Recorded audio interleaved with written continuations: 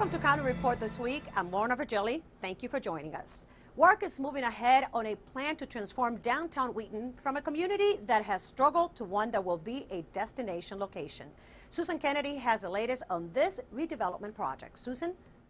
Lorna, at one time, Wheaton was a vibrant community. It suffered through some tough economic times, but its future is looking bright thanks to county redevelopment plans. After years of work and research by local community leaders, Wheaton is poised for a major transformation. It's been close to 20 years since officials have examined the Wheaton Central Business District, and it's hoped this redevelopment plan will guide future growth in downtown Wheaton. The zoning that we're proposing for Wheaton will add more flexibility, more options, the potential for some great new commercial development, as well as a mix of housing. And there's some infrastructure issues that will add some additional mobility and will make it a more pedestrian and really lively place. Wheaton is home to the popular Wheaton Westfield Mall, and it draws residents from all over the county to its small stores, restaurants, and other businesses. My name is Luis Bonilla. I'm a small business owner. At a recent County Council Town Hall meeting in Wheaton, some small business owners came out to express their concern over how the redevelopment plan will affect them. Wheaton's such a unique place. A lot of it is the small businesses and the diversity of business opportunities that a consumer can find, whether it's a deli or a restaurant or a print shop or a bookstore or a toy store or a barbershop. They're all here in Wheaton. Wheaton is not going to change radically tomorrow, and I think it's important that we recognize this is a long-term vision of what might occur over time. In the end, the face of Wheaton may look different, but its character will be the same. We have tried to structure it in a way that will allow the existing small businesses to continue to flourish, because that's a very important part of Wheaton's character, and we don't want to destroy that. We also have a real emphasis on making a better pedestrian environment. There are places where it is hard to walk around. It's not necessarily pleasing aesthetically. I'm Susan Kennedy for County Report This Week. This week, County Executive Ike Leggett launched the public outreach campaign for the county's new carry-out bag law that will take effect January 1st. Under the law, retailers must charge 5 cents for each paper or plastic carry-out bag they provide to customers. The county wants to make sure the residents don't wait until January 1st to start bringing their bags to the stores. The public outreach campaign kicked off at Westfield Montgomery Mall in Bethesda with the full intention that the shopping holiday season becomes practice for the new bag law. People understand that it's not about the fee, it's about the environment, and we want to protect the environment in Montgomery County. So I'm calling on all of our residents to join us in making certain that you get the word out and abide by our new law effective January 1st. Under the law, all retail establishments in the county will charge 5 cents on each paper or plastic carry-out bag they provide to customers. The intent, to fight litter. When we do cleanups in the county, this is what we find. We find these plastic bags, almost always more plastic bags than any other kind of trash that we have. And that's despite the fact that we are spending about $3 million a year trying to keep this off of our streets and out of our streams. Shoppers at Westfield Montgomery seemed pleased with the initiative. People just have to adjust here, and I think it's a move in the right direction.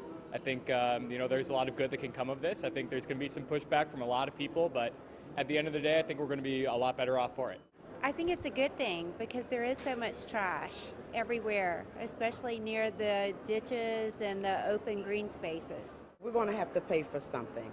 We're at that point now, unless we change our ways. Revenues from collections would be directed to stormwater management, watershed restoration, and litter cleanup.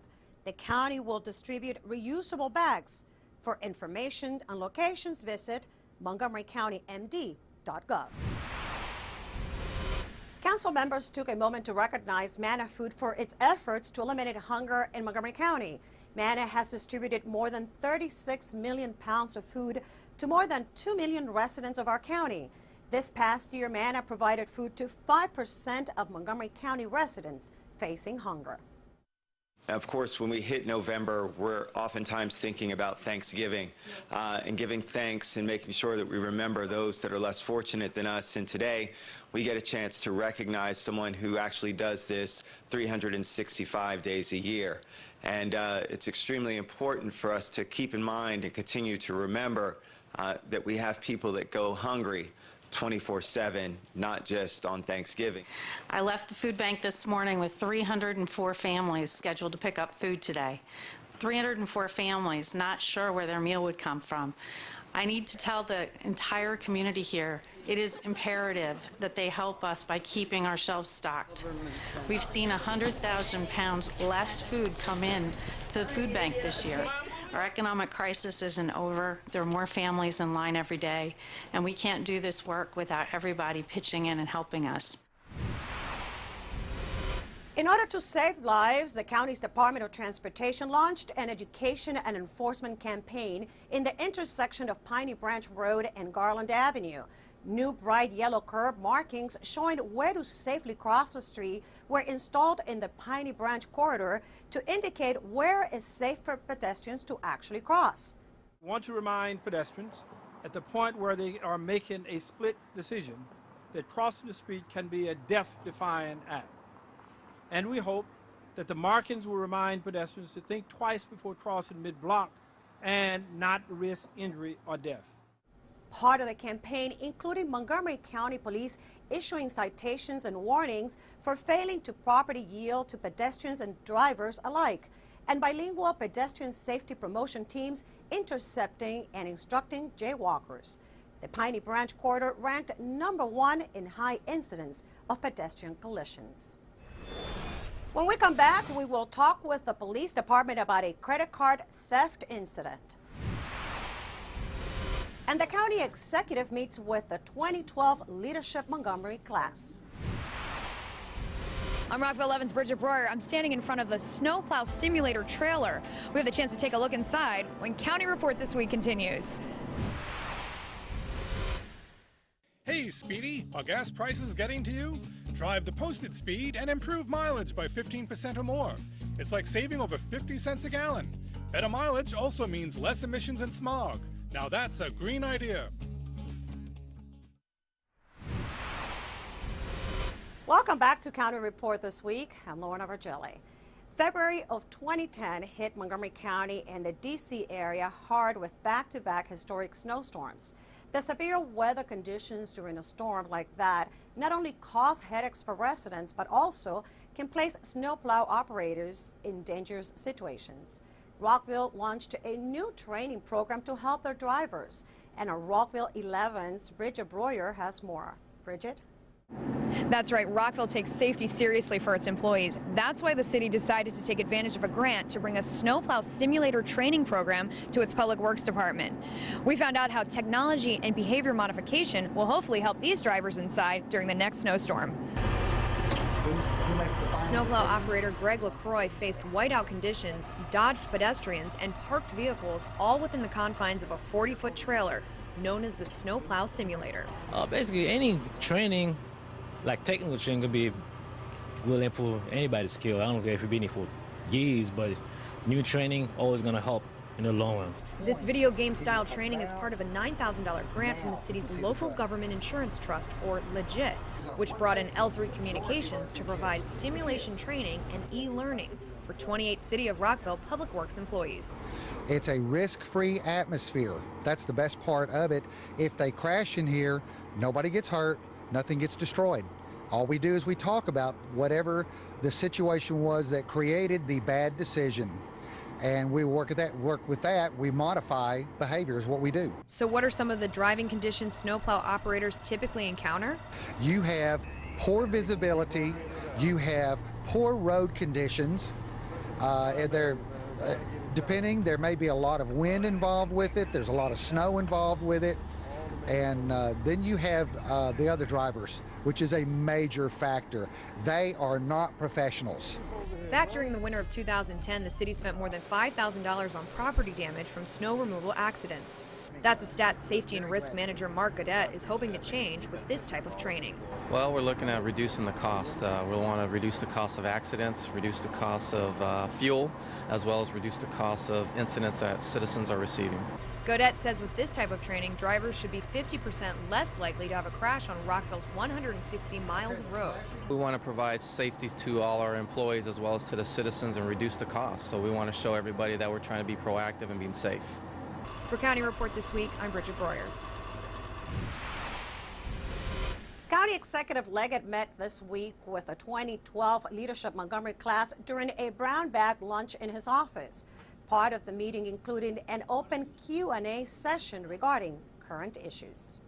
The purpose is for the class to have an opportunity to sit down with the county executive, hear about the issues that he's dealing with, hear about his leadership since we are a community leadership program, and then ask whatever questions they may wish.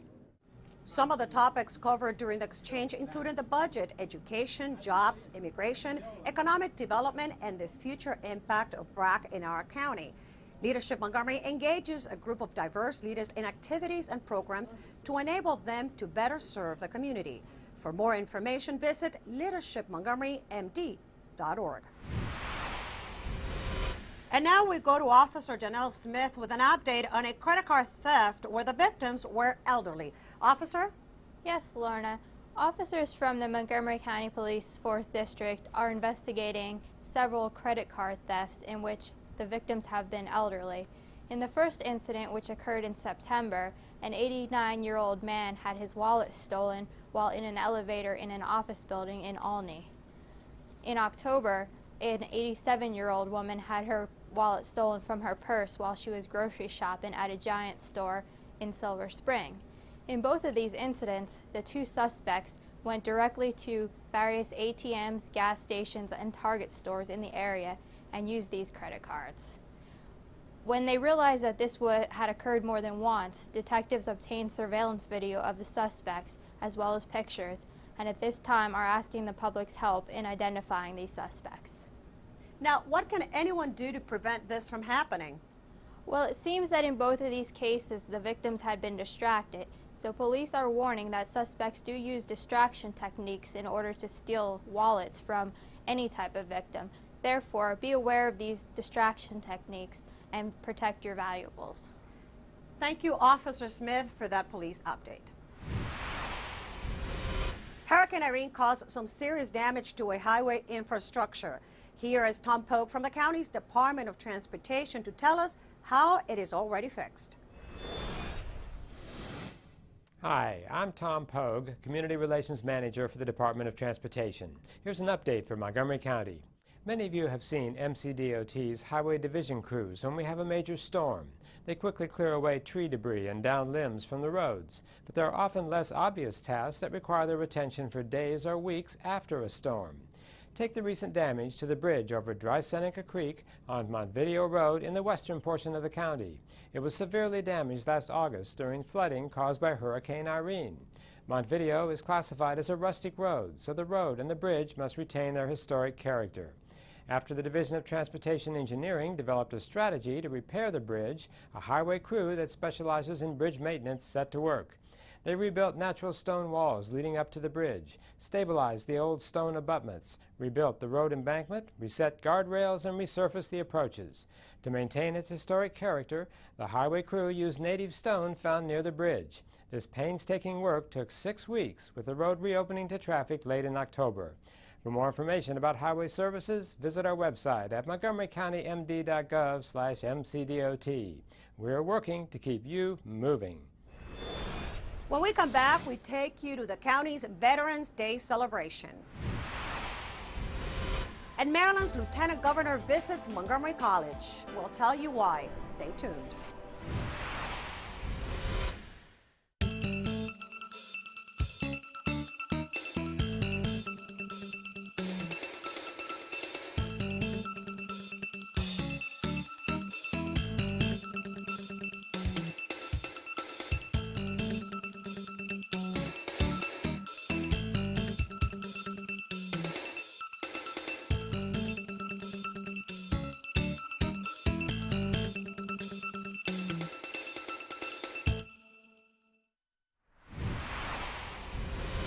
Welcome back to County Report this week. I'm Lorna Virgili.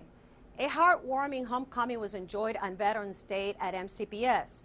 Coming home 7 months early from his deployment to Afghanistan, Navy Commander Scott Cruz reunited with his children at their schools. On Friday at Montgomery Village Middle School, a special Veterans Day surprise was shared. Good morning. Happy Veterans Day. Julia Cruz, surprise homecoming. Got a hug for your dad.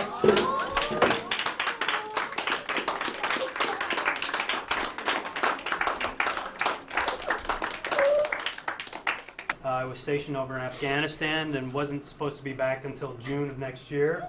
I was allowed to come home early and wanted to share the homecoming with you. I'm very honored and proud to represent the deployed men and women of the armed services. Returning home on Veterans Day makes this a especially wonderful homecoming. I was surprised because I thought that he was in Afghanistan. And when I saw him, I was happy because I knew that he was home safe with me and my family. Commander Scott Cruz then visited Whetstone Elementary School to reunite with his third-grade son, Christopher. I'd like to present Chris with a Navy coin with the Navy core values, honor, courage, and commitment, because he exemplified those while I've been in Afghanistan. Get you that. Are you going back? No, I'm here. I'm here for good. He then traveled to Watkins Mill High School to surprise his daughter, Sarah. Sarah Cruz, Daddy's home.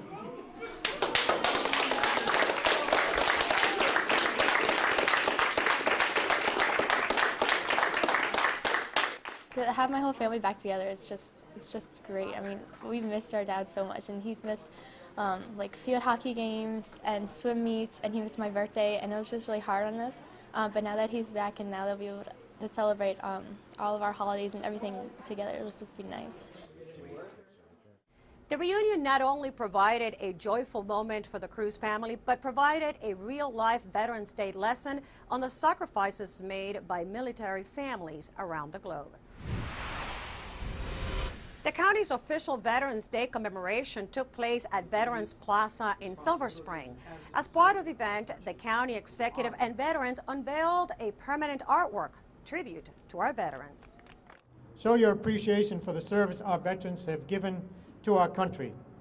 You can go to the airports and be there to welcome home our servicemen and women who are now coming home, and you can welcome them as they get off the plane from Iraq and Afghanistan. And we must also remember the families of those who have served. Montgomery County is home to approximately 50,000 veterans, and the dedication ceremony was part of the day's activities to honor veterans and their families. The Montgomery College president welcomed Maryland Lieutenant Governor Anthony Brown and other state officials to the college for an announcement about healthcare workforce development. Hey, how's everybody doing? Hey, how are you doing? Man, welcome back to Montgomery Yeah, College. it's great to be back. Dr. Pollard hosted Maryland Lieutenant Governor Brown and other members of the Governor's Workforce Investment Board for the release of the state's Healthcare 2020 Action Plan. The Governor's Workforce Investment Board has developed a roadmap and has established a goal that will grow Maryland's workforce, healthcare workforce, by 10 to 25% over the next 10 years. The plan, financed by a grant from the U.S. Department of Health and Human Services, sets forth 4 broad goals toward building a more robust healthcare workforce. It's not an easy challenge. There's economics involved, there's licensure challenges, there's education system challenges, and the roadmap that we have laid out seeks to address each one of these challenges in a proactive way that will change how Maryland is able to meet the primary care needs of the communities that are within our great state. This is the first time you've been in this facility with us? You know, that's what I'm wondering. I think so. Yeah. I think you're going to be very impressed. The dignitaries also toured Montgomery College's Health Sciences building to see the facilities and to speak to students who are striving to become health professionals. More and more Marylanders and Americans are going to be looking to and in need of health care. So I just want to say on behalf of the governor and myself that we appreciate that you are taking the time to invest in yourselves so that you can make a contribution in the healthcare industry. Many agree that the Healthcare 2020 plan will be instrumental in building the healthcare workforce needed in the future. The governor, lieutenant governor, and those folks who support them recognize the essential role that community colleges play in preparing the future healthcare industry and the workers who are going to support that. The state's going to be a better place. That many more healthcare professionals, not only that are taking care of the Maryland population, but that have jobs that will support themselves and their families. Couldn't be a better situation. More information on the Healthcare 2020 plan is on the Governor's Workforce Investment Board's website. As winter approaches, we spend little time in the garden. Our friends at Brookside tell us why it is important to bring some plants inside the house. Here's more. Do you have houseplants in your home? If not, you should consider getting some. Hello, I'm Ellen Hartranft from Brookside Gardens, and I'm here to let you know that ordinary houseplants have extraordinary benefits. Who knew that the common houseplants like golden pothos, chlorophytum, which is a spider plant, or philodendron have air purifying benefits. A recent NASA survey has shown spider plants, rubber plants, the common Boston fern, all have the ability to purify the air. In addition, they just provide beautiful decoration for your home and psychological benefits in the winter. What's wonderful about the selection we have here is they really require very little care. They require low light, low water, and little fertilization. If you want to get a little more exotic, you can try things that require a little more skill, like orchids or begonias. If you'd like some more information about how to be successful with houseplants, stop by or call Brookside Gardens Library. When we come back, we invite you to the Executives Ball. This one is to support the libraries. And Montgomery College makes soccer history. We'll be right back.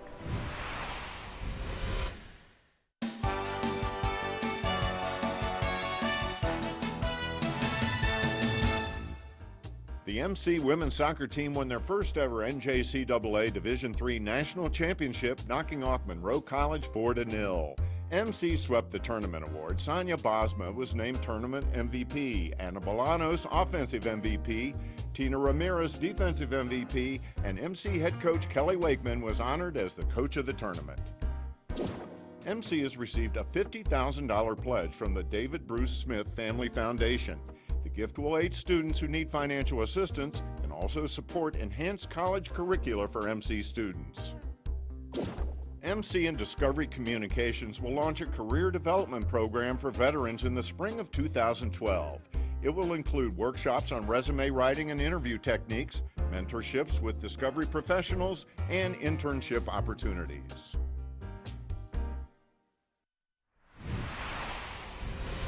Welcome back to County Report this week. I'm Lorna Virgili.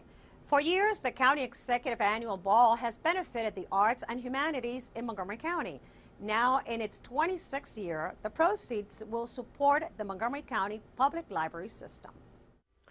If you like to have a good time and want to help make Montgomery County a better place, you too can be a part of Montgomery County's finest evening of the year, the Montgomery County Executives Ball.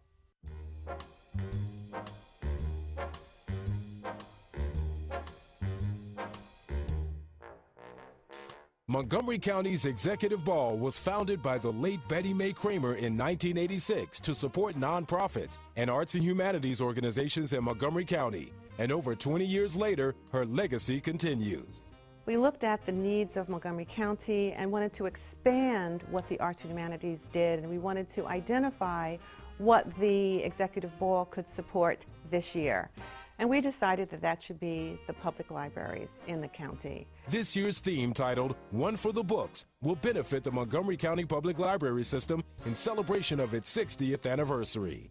I remember in Montgomery County living in Olney, Maryland, and taking my children when they were 2 and 3 years old to the Olney Public Library. And it was the center of the community, getting our library cards and picking out our books. Loved it. Proceeds to the library will be used to increase and upgrade the technology, enhance the world language programs in libraries throughout the county, and they will also work on the literacy program for both children and adults. You would be surprised to know that 9 million people visited the public libraries in 2010. huge, huge meeting place, huge place of learning, giving, sharing, and community. So, mark your calendar now. Sunday, December 4th, 6 o'clock at the Montgomery County Conference Center in Rockville for Montgomery County's finest evening of the year, the Montgomery County's Executive Ball. Come enjoy fine food, wonderful silent auction, dancing, and meet your friends, neighbors, and elected officials. See you there. Now we meet our pet of the week. It happens to be a female dog. Here is Kathy Stanhope from the Humane Society. Hi, this is Kathy Stanhope with your Pet of the Week at the Montgomery County Humane Society, and we are here with Isis. She is a 4-year-old German Shepherd Husky mix. As you can see, she's a very intelligent, good-looking girl. She was given up by her previous owner, and she's here and she's looking for a new home. She really likes women. She's not too crazy about men, but she can learn to adjust, and she needs some room to run around. She did live with an older, medium-sized dog in her past life, and she got along with him, but the previous owners think she might be better off in a house where she's the only dog and she can be the queen of the roost. She's a little nervous right now, as you can see, but she's very sweet. She's looking for a home. Yes, you're a good girl. And she has 2 different color eyes. She has a brown eye and 1 blue eye. She's a good girl, and she really wants to go home with somebody. So if you're looking for a dog, come on down and meet Isis at the Montgomery County Humane Society. And remember, we're going to have the holidays coming up, and we're also going to be doing photos with Santa on December 3rd, December 4th, and December 10th at various locations. So visit us on the web at www.mchumane.org and find out more information about Isis here and about the photos with Santa. Right, Isis? And to wrap up our show this week, there's some historic sports news coming from Montgomery College. And MCTV's Michael Brown has all the details. For the first time in Montgomery College's history, the women's soccer team has won the NJCAA Division III National Championship. After making it to the championship final 2 years ago and losing a heartbreaker in the regional final last year, this year's squad wanted to close the deal. We were upset with what happened last year when we lost in the regional final, so all the sophomores wanted it. Head coach Kelly Wakeman put together a tough regular season schedule designed to get the team ready for postseason challenges. There were so many obstacles, but we overcame them, and there was no doubt, in my opinion, that we could finish this the way we did this year. We had a stretch of games in the middle of the season where we played 3 ranked opponents in 4 days. They won all 3, then took care of business in the regionals to qualify for the nationals, where they were primed for the challenge of the 8-team format.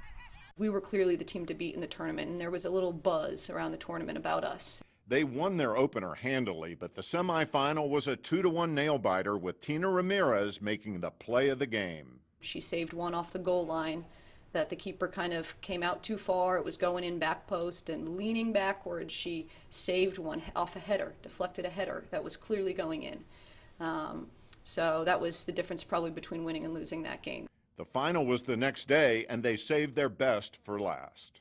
We didn't want to come all the way and fall one short. So I don't know. We just had a lot of heart, and the end result was great.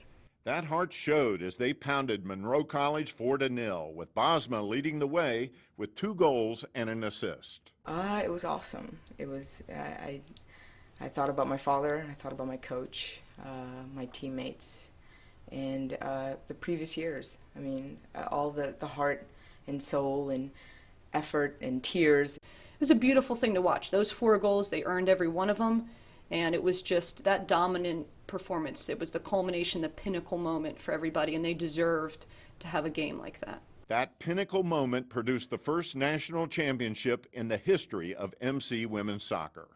I was ecstatic. I got tears in my eyes, and it was really surreal. I knew we could do it, but just it happening was just, it was like a dream come true. It's something I'm never going to forget. And that does it for County Report this week. Join us at this time every week for a look at what's going on inside Montgomery County. I'm Lorna Virgili, and thank you for watching.